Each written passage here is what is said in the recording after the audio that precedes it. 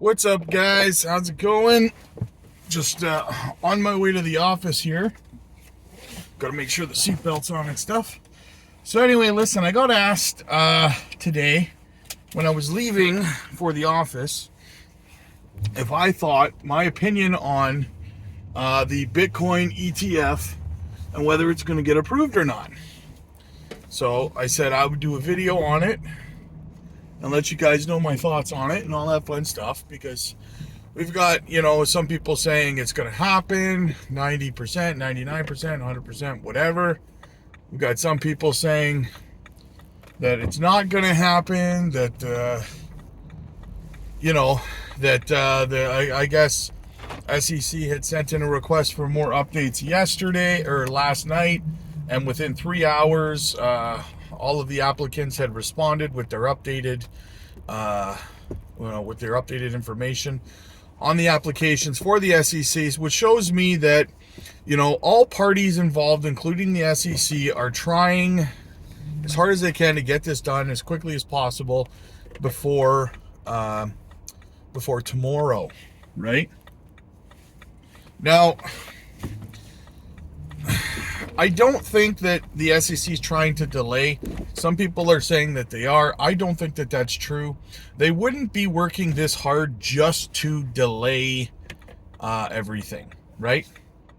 It's just a ridiculous kind of way of thinking about it, to be honest with you. It's just too much work going in for them to say, oh, we're going to delay it, right? I do think that it's going to happen tomorrow for a few reasons. One is that ARK Invest's application, Kathy Wood's application, and a lot of people are missing this, and I'm kind of surprised by it, because I see a lot of people saying that the SEC is going to delay and kick the can down the road. They can't kick the can down the road with because tomorrow is the expiration of Kathy Wood's ARK Invest's, and I believe one other application. And the SEC has actually delayed and kicked the can down the road on these applications so far that because the SEC is only allowed to kick them down the road so much, right?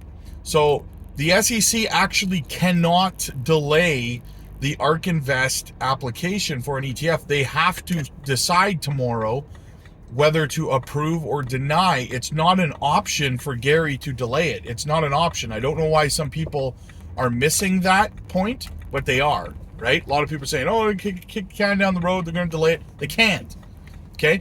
The only way that they can kick it down the road or delay it would be to deny it altogether. That's the only way that they can do it.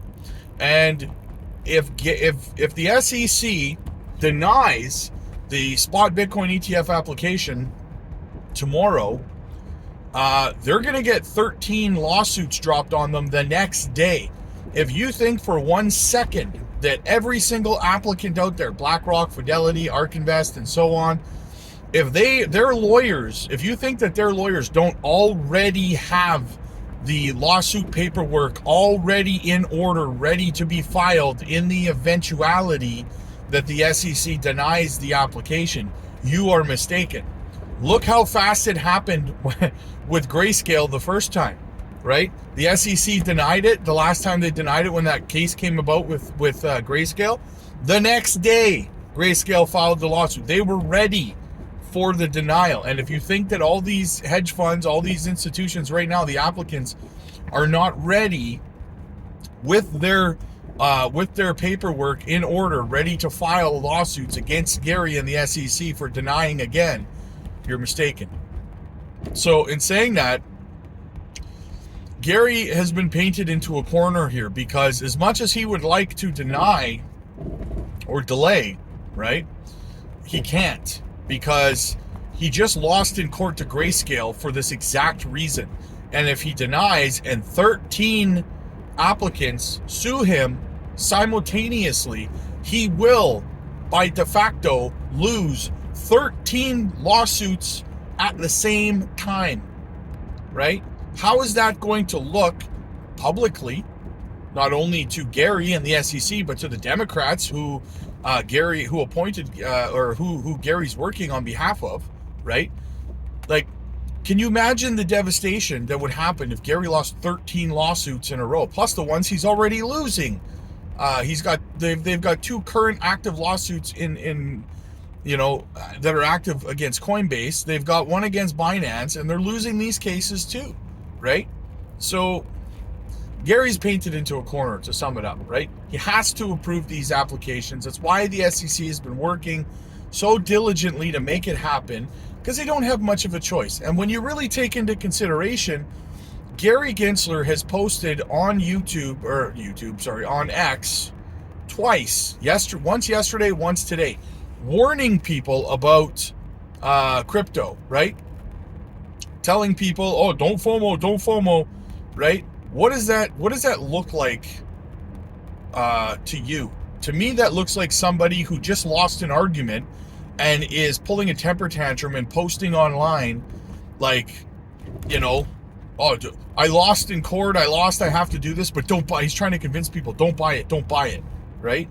Like so it's like he's trying everything he can to cause any sort of resistance towards the crypto and the Bitcoin ETFs and all that stuff, right? So, like I said, it reminds me of someone who just lost an argument and is pulling a temper tantrum on X, right? 2 days in a row, warning people about FOMO and stuff like that. Like, come on, Gary.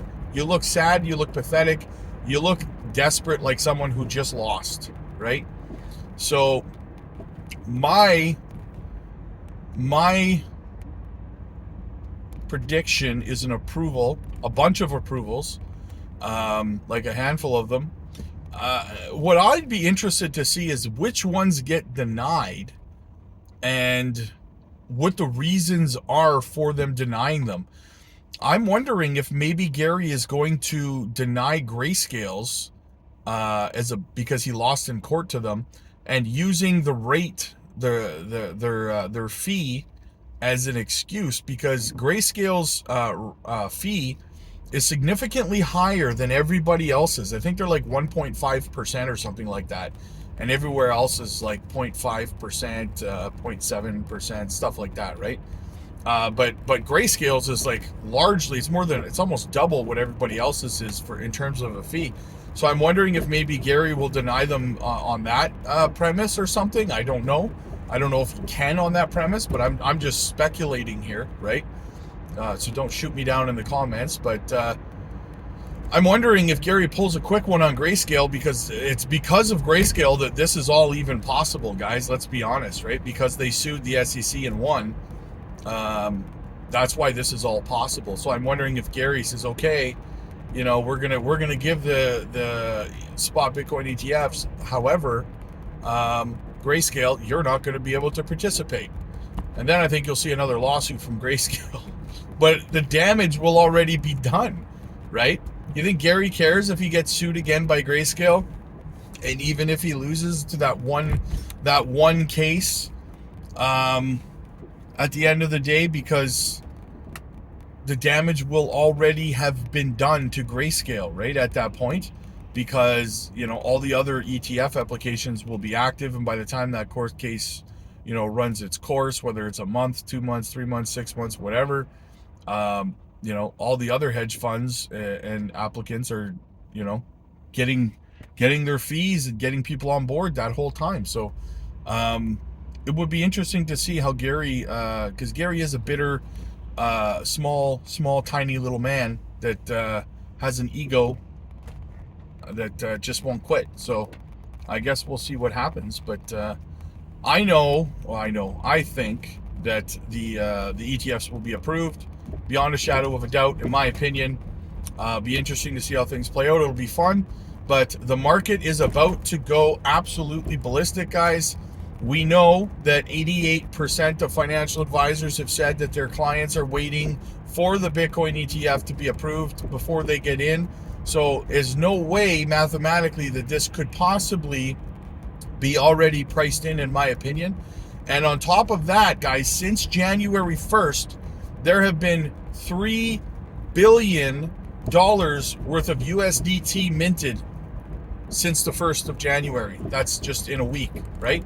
Now, why would that be the case? Figure it out. Do the math, right? We know that there's billions that are going to be pouring in from the hedge funds and stuff like that, from these applicants. So you let me know what you guys deduce from that. Let me know in the comments down below, guys.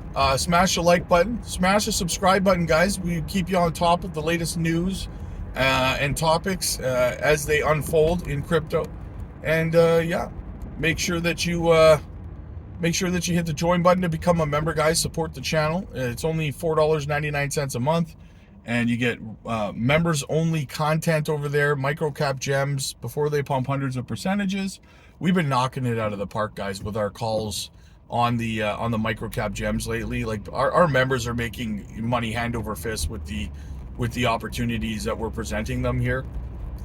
So definitely you don't want to miss that for $4.99. And check out LBank, the channel sponsor, guys. Do your spot leverage and copy trading, no KYC required.